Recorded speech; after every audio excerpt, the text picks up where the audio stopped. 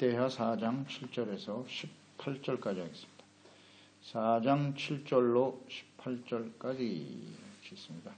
또 규례대로 금으로 등잔대 10개를 만들어 내전 안에 두었으니 왼쪽에 5개 오른쪽에 5개이며 또 상 10개를 만들어 내전 안에 두었으니 왼쪽에 5개 오른쪽에 5개이며 또 금으로 대접 100개를 만들었고 또 제사장의 들과 금들과 들문을 만들고 그 문짝에 놋을 입혔고 그 바다는 성전 오른쪽 동남방에 두었더라. 후람이 또 솥과 부삭과 대접을 만들었더라. 이와 같이 후람이 솔로몬 왕을 위하여 하나님의 성전에서 할 일을 마쳤으니 곧 기둥 둘과 그 기둥 꼭대기에 공 같은 머리 둘과 또 기둥 꼭대기에 공 같은 기둥 머리를 가리는 그물들과 또 그물들을 위하여 만든 각 그물의 두 줄축으로 기둥 위에 공 같은 두 머리를 가리는 석류 400개와 또 받침과 받침 위에 물두멍과 한 바다와 그 바다 아래에 소 12마리와 솥과 부삭과 고기갈고리와 여호와의 전의 모든 그릇들이라.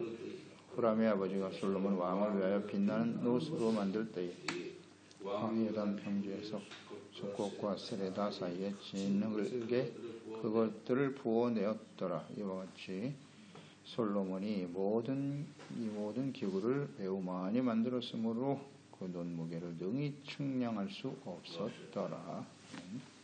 예수 그리스도로 완성되어질 성전, 솔로몬이 건축하는 성전, 모세를 통해서 세우게 하신 성막의 모든 구조와 비교해서 크기에 있어서 차이가 있었지만 그 구조와 위치는 동일하죠. 성전을 건축하면서 크기와 규모, 솔로몬 성전이 굉장히 큰데요. 성전 기구에 담겨진 성전을 짓게 하시는 기구들에 나타난 하나님의 뜻, 이것이 훨씬 더 중요합니다. 얼마나 크고 화려한 성전을 짓는 것보다 그 성전에 나타난 하나님의 뜻이 뭔가? 왜 하나님이 우리에게 성전을 허락하셨는가? 성전을 하나님이 하신 겁니다. 사람들의 손에 의해서 세워지지만 하나님이 우리의 필요에 의해서 만드신 것이 성전이에요. 사람들의 필요가 아니고 하나님의 필요라는 걸 잊지 말아야 합니다. 근데 우리는 이 부분에 있어서 굉장히 중요한 부분인데 이걸 잘못 이해하고 있는 사람들이 많아요. 교회가 사람들을 위해서 존재하는 것처럼 생각한다고. 사람들의 필요에 의해서 세워지는 게 아니에요. 성전은 하나님이 다스리시는 거룩한 하나님의 나라의 백성들이 되도록 하기 위하여 하나님이 만들라고 하신 거예요. 그게 성전이라고. 철저하게 그 성전의 모든 기구들 하나님의 뜻대로 해야 하는 것이죠. 거기 하나님의 뜻을 잘 이해하는 것이 필요해요. 7절에 규례대로 그랬어요. 금으로 등잔대 10개를 만들어 내전에 두었다. 내전은 이제 성소죠. 지성소 안에는 법궤가 들어있고 성소 안에는 등잔이 있죠. 등잔대가 있고 떡상이 있고 분향단이 있었어요. 그러니까 이 성소에 금으로 등잔대 10개를 만들었다. 그러니까 등잔대의 의미는 그 지성소에 들어가면 이 등잔대 말고는 빛이 없어요. 이 불이 꺼지면 캄캄해서 아무것도 할 수 없거든요. 그래서 이 빛을 나타내는 유일한 빛이다. 그러니까 이 성소의 모든 기구들에는 하나님의 뜻이 들어있는데 그 하나님의 뜻은 예수 그리스도입니다. 그러니까 성소의 모든 기구들은 다 예수님과 연관이 되어 있어요. 그러니까 성소 자체가 예수 그리스도예요. 그러니까 성전은 하나님과 죄 가운데 살아가는 사람들의 중간 역할을 하는 거예요. 그래서 하나님과 죄가 있는 사람들이 만나려면 죄의 문제가 해결이 되지 않으면 만날 수가 없거든요. 그래서 죄의 문제를 해결해주고 용서받고 의롭다함을 얻어 하나님과 사람이 만나는 곳이 성전이라고. 그게 교회라고. 근데 그러니까 이 교회, 하나님과 사람이, 죄악된 사람이 만날 수 있는 유일한 중보자는 예수 그리스도밖에 없는 거예요. 하나님 마음속에는 이미 예수님이 계세요. 그래서 그 예수 그리스도를 생각하고 이 성전을 짓게 하신 거죠.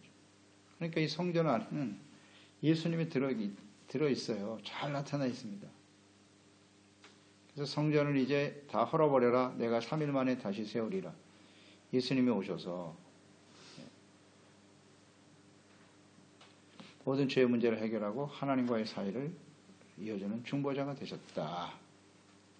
예수 그리스도의 몸이 이제 교회인 것이고요. 이걸 잘 이해할 수 있어야 합니다. 그래서 여기 빛이다. 이 빛은 누구냐? 빛으로 오신 예수 그리스도를 의미하는 거예요. 요한복음 1장 3절로 5절이잖아요. 만물이 그로 말미암아 지은 바 되었으니 예수님에 대해서 증거하죠. 지은 것이 하나도 그가 없이는 된 것이 없느니라. 그 안에 생명이 있었으니 이 생명은 사람들의 빛이다. 생명이신 그리스도, 빛이신 그리스도. 이 빛이 어둠의 빛이 돼 어둠이 깨닫지 못하더라. 빛으로 오신 예수님을 하나님의 백성들이 깨닫지 못했어요. 또 빛은 하나님의 말씀이 빛이에요. 시편 119편 105절이죠. 주의 말씀은 내 발의 등이요 내 길의 빛이니이다. 말씀은 빛이다. 예수 그리스도가 빛이다. 이것을 우리가 함께 묵상해 보면 말씀이 육신이 되어 이 땅에 찾아오신 하나님의 아들 예수 그리스도. 그분이 바로 빛이세요. 빛. 예수님이 빛이라고 하는 것은 하나님의 말씀과 상관이 없으면 빛이 아닌 거예요. 하나님의 말씀만이 빛이에요. 영원한 진리고 하나님의 뜻이고 하나님 자체가 빛이시니까요. 그러니까 예수님은 말씀이 육신이 되어 찾아오셨다는 것은 하나님의 언약의 말씀이 예수님을 통해서 온전히 이루어진 것이고 예수님의 삶이 철저하게 하나님의 말씀에 기반했다. 하나님의 말씀대로 순종하시고 죽기까지 복종하신 거예요. 그러니까 하나님 말씀이 빛이고 예수 그리스도가 빛이라는 의미를 잘 묵상해 보세요. 우리가 예수 그리스도 안에서 빛된 삶을 살아간다는 게 무엇을 의미하는 것인지 말씀이 없는 빛은 없어요. 말씀만이 유일한 빛이에요. 하나님의 말씀이니까. 그러니까 예수님이 대단한 능력을 행하셨다 할지라도 그 예수님이 하나님의 말씀에 근거하여 말씀하고 행동하지 않으셨다면 빛이 될 수 없는 거예요. 예수님은 철저하게 하나님의 말씀에 순종하셨죠. 말씀대로 사셨던 분이 예수님이세요. 이걸 잘 묵상할 필요가 있고요. 그러니까 이스라엘 백성들이 하나님 앞에 나와서 그 말씀 빛이니까 빛 앞에 드러난 자신의 죄악들을 버리고 용서받고 의롭다함을 얻고 하나님의 말씀으로 돌아가는 거죠. 그래야 빛 대신 하나님과 교제할 수 있겠죠. 그런 의미가 들어있죠. 그러니까 빛으로 오신 예수 그리스도 요한복음 1장 9절 이하에 12절로 이어지죠. 참빛 곧 세상에 와서 각 사람에게 비치는 빛이 있었다. 그 예수님인데 그가 세상에 계셨으며 세상은 그로 말미암아 지은 바 되었으되 세상이 그를 알지 못하였고 예수님을 자기 땅에 오매 자기 백성이 영접하지 아니하였으며 자기 백성들에게 왔는데 영접하지 아니하였으나 영접하는 자 곧 그 이름을 믿는 자들에게는 하나님의 자녀가 되는 권세를 주셨다. 이 말씀을 잘 묵상해 보세요. 예수님이 빛이세요. 생명의 빛이신데 자기 백성들에게 나타났는데 영접하지 않았어요. 예수님을. 십자가를 못 박아버렸죠. 그런데 영접하는 자, 곧 그 이름을 믿는 자들에게는 하나님의 자녀가 되는 권세를 주셨다. 그러니까 이 말씀을 연결해서 묵상을 하셔야 돼요. 그러니까 예수님은 천빛, 생명의 빛으로 오셨다는 거죠. 근데 사람들이 거부했어요. 그 거부한 이유는 어둠을 더 사랑했기 때문에. 죄악 가운데 욕심 때문에 살아가는 걸 더 좋아했다는 거예요. 그래서 빛이 드러나면 빛이 나타나면 자신의 죄가 드러나야 되잖아요. 예수님은 뭐 정확하게 드러내셨죠. 그게 너무 싫은 거예요. 그래서 예수님을 버렸어요. 그러니까 이 빛이신 예수님 앞에 나오면요, 자신의 모든 죄악들이 그냥 적나라하게 드러납니다. 숨길 수도 없어요. 그러면 어떻게 해야 돼요? 둘 중에 하나예요. 그 드러난 자신의 죄악을 진실한 마음으로 회개하든지 아니면 빛을 차단하여 가로막아 버리든지 둘 중에 하나겠죠. 그러니까 이 예수님을 영접한다는 게 무슨 뜻이냐면 빛이신 예수님을 받아들인다는 뜻이겠죠. 그렇죠? 연계해서 묵상하셔야 돼요. 이걸 잘 이해를 해야 됩니다. 영접하기 싫어요. 빛이니까. 들어오면 내 죄가 다 드러나니까. 그런데 받아들였다, 영접했다는 얘기는 자신이 그 빛 앞에 드러난 모든 죄악을 그대로 인정하고 회개한다는 뜻이에요. 맞습니까? 영접하는 자가 하나님의 자녀가 되는 권세를 주신대요. 예수님을 영접한다는 게 무슨 뜻이냐? 이거 이해 못하는 분들이 많아요. 오늘 말씀해 보니까 정확하게 정리되네요. 빛이신 주님을 받아들인다는 뜻이에요. 내가 그 앞에 드러난 죄를 인정한다는 거예요. 회개하고 돌이켜야 돼요. 그게 영접하는 자입니다. 맞습니까? 예수님을 받아들여서 네가 그 예수님을 통해서 어떤 복을 받고 세상에서 어떤 사람이 되고, 아니, 그건 영접하는 게 아닙니다. 빛이신 주님을 받아들이면 정말 부끄러운 모습을 하나님께 고백해야 돼요. 아주 정리가 확실하게 되네요. 빛이신 그리스도. 나는 영접했습니까? 진심으로 영접했나요? 그러니까 우리가 늘 묵상되는 것 바이지만 우리가 예수님을 영접하고 그리스도 하나님의 자녀가 되었다는 것은 철저하게 자신의 죄에 대한 깨달음과 회개가 있는 거예요. 이게 없는 사람은 시작도 못하는 겁니다. 시작도 안 한 거예요. 그리고 빛이신 예수님은 계속 우리의 삶에 하나님 말씀이 빛이고 예수 그리스도가 빛이니까 주님을 영접하고 주님의 말씀 가운데 살다 보면 계속해서 우리 심령 속에 있는 깊이 은밀하게 감춰진 죄악들도 싹싹 드러나죠. 그것을 어떻게 할 것이냐? 영접할 것이냐? 거부할 것이냐? 계속되는 거예요. 하나님 앞에 서는 그날까지. 세상은 캄캄하니까요. 어둡지 않습니까? 세상이. 빛이신 주님, 예수 그리스도. 그 말씀을 받아들이고 빛이 있는 곳에 어둠이 있을 수 있나요? 없죠. 참 중요한 문제인데 요한일서에도 이걸 계속 강조했는데요. 빛이신 예수 그리스도를 믿고 구원받은 성도들은 죄를 지을 수 있는데 죄가 없다. 왜? 금방금방 씻어내기 때문에. 회개하고 돌이키고 회개하고 돌이키고. 그렇죠? 그래서 빛이 필요한 겁니다. 그것이 성전입니다. 예수 그리스도입니다. 그러니까 교회 나오면요. 빛이신 하나님 앞에 서는 것이기 때문에 빛이 있잖아요. 교회 안에는 이렇게 성전 안에 빛이 있는 거예요. 그래서 어둠이 드러나야 되는 겁니다. 그게 진짜 교회입니다. 하나님 앞에 서는 거지. 그게 온전한 예배죠. 세상 캄캄하니까. 그래서 계속 드러나는 죄를 깨닫고 회개하고 씻음받고 용서받고. 그게 정상인 거죠. 그런데 하나님의 말씀을 아무리 들어도 전혀 죄에 대한 깨달음도 없고 회개하고 돌이키는 삶도 없다. 그건 빛이신 예수님을 거부한 거죠. 빛이신 주님을 받아들이면 어둠이 있을 수가 없어요. 빛이 딱 밝혀지면 어둠은 사라지는 거죠. 근데 여전히 어둠 속에 있다? 죄악 가운데 있다? 질문해 봐야죠. 근본적으로. 내가 정말 빛이신 예수님을 영접한 사람 맞나? 이게 하나님 앞에 이게 속일 수 있는 문제가 아니에요. 속이면 안 되죠. 등잔대 10개가 있다. 모세 장막에는 등잔대는 딱 하나였어요. 그런데 솔로몬 성전은 10개네요. 규모가 그만큼 커졌다는 거예요. 커졌기 때문에 불빛도 많다. 뭐 여러 가지 이건 해석을 할 수도 있겠으나 단순하게 보면 규모가 커졌잖아요. 그러니까 더 많은 불빛이 필요했겠죠? 그러니까 이걸 생각해 보면 예수 그리스도가 빛이신데요. 이 예수님의 빛이 오늘날 많은 교회들을 통해서 세상을 밝히는 겁니다. 더 많은 그리스도인들이 빛이 되어서 세상을 밝혀야 된다. 확장되어지는, 그렇죠? 빛이 확장되어진다. 뭐 그런 의미로 이해하면 될 것 같아요. 그리고 8절에 상을 만들죠. 떡상, 진설병상입니다. 여기는 12개의 떡을 올려놓아요. 안식일마다 바꿔야 돼요. 많은 이것을 또 10개로 만들었다. 모세 장막도 역시 하나였거든요. 근데 10개로 늘어났어요. 금 등잔대도 10개, 떡상도 10개. 근데 이 상에서 나오는 떡은, 진설병상에 나오는 떡은 오직 제사장들만이, 아론과 그의 후손들만이 먹을 수 있도록 하셨어요. 레위기 24장 8절로 9절. 안식일마다 이 떡을 여호와 앞에 항상 진설할지니 이는 이스라엘 자손을 위한 것이요 이스라엘 자손을 위한 것이라고 그랬어요. 영원한 언약이다. 12개는 이스라엘 지파를 의미하는 거예요.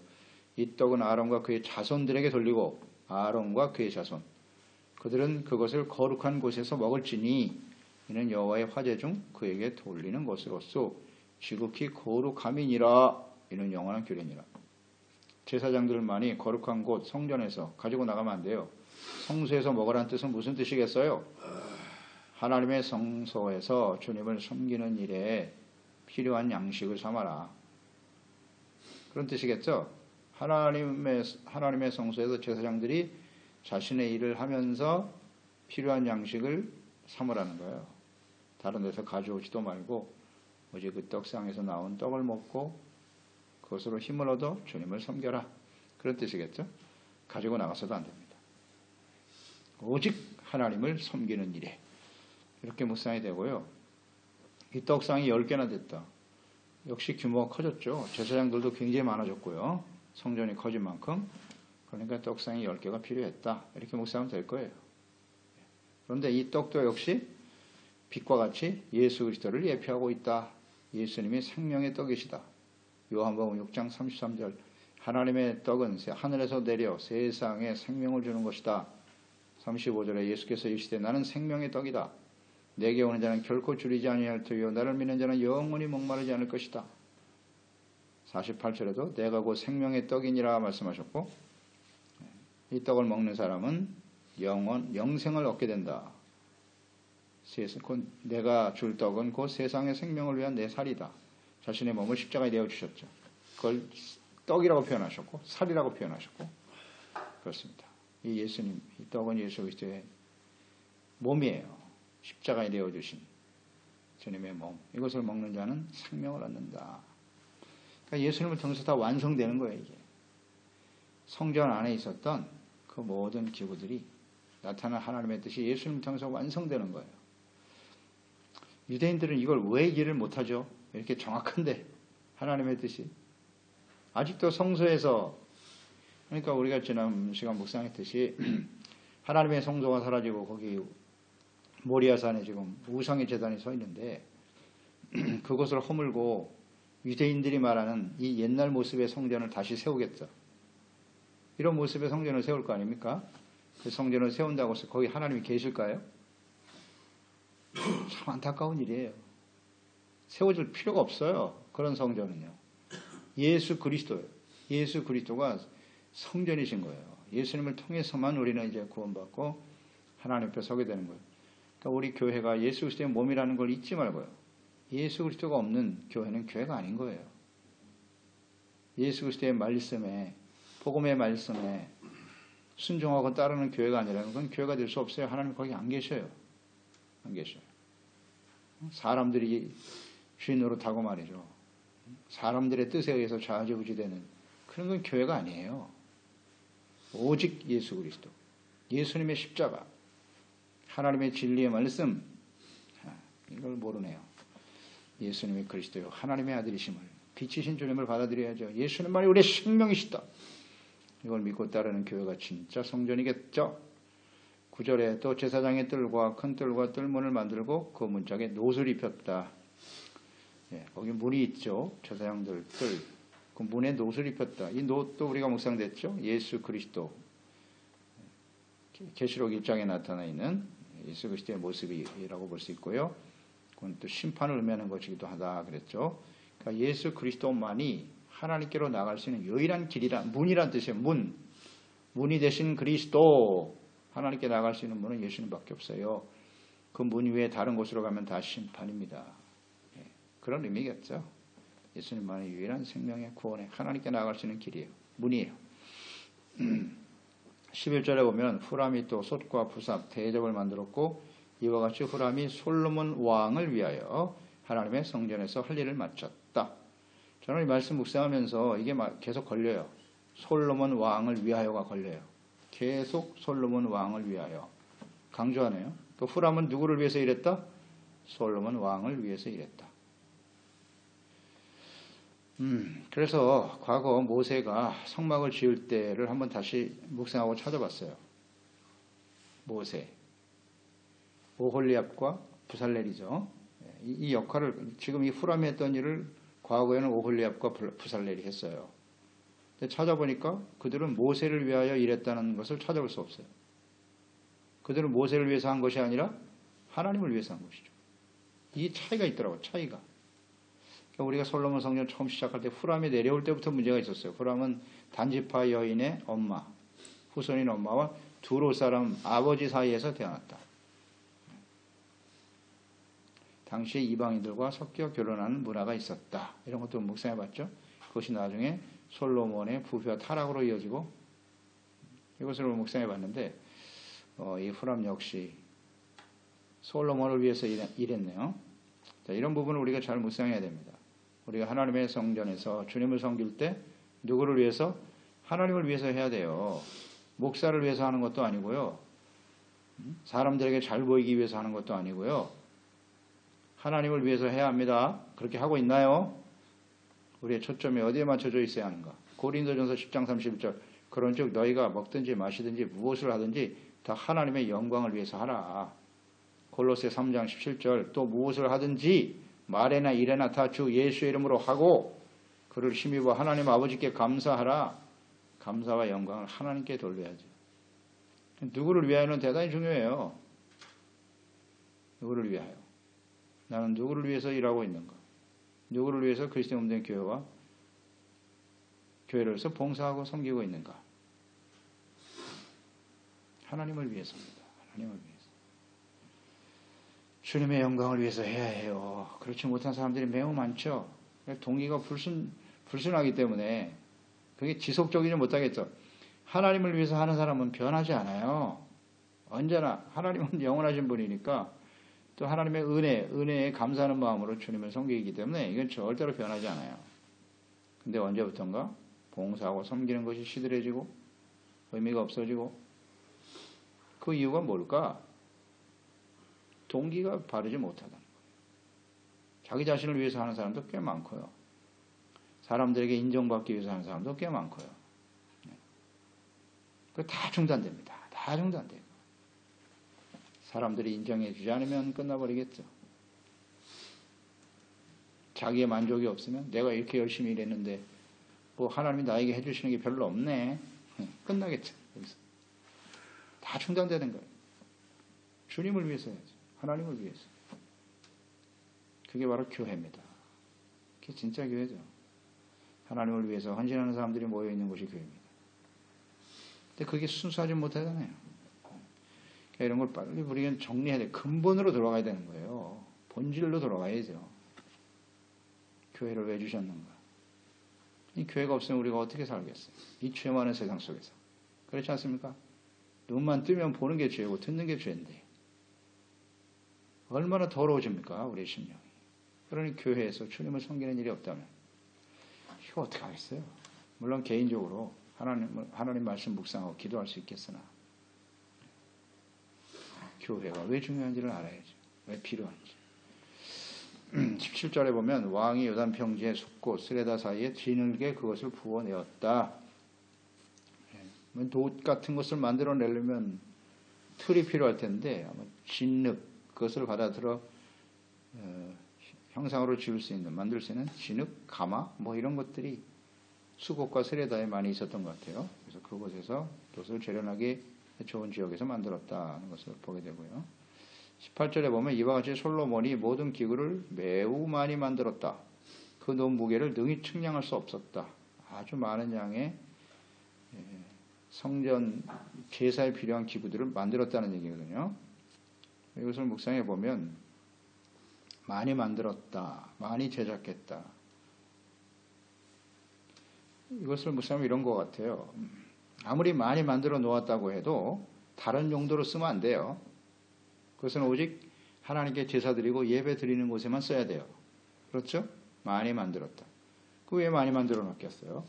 많은 사람들이 함께 주님을 섬기기 위해서 필요한 것이기도 하겠으나 그 기구가 혹시 노후되거나 뭐 부서지거나 잘못되면 즉시 대체할 수 있도록. 그렇지 않나요? 언제든지. 왜냐하면 하나님 앞에 제사와 예배를 드리는 일은 중단돼서는 안 되는 것이거든요.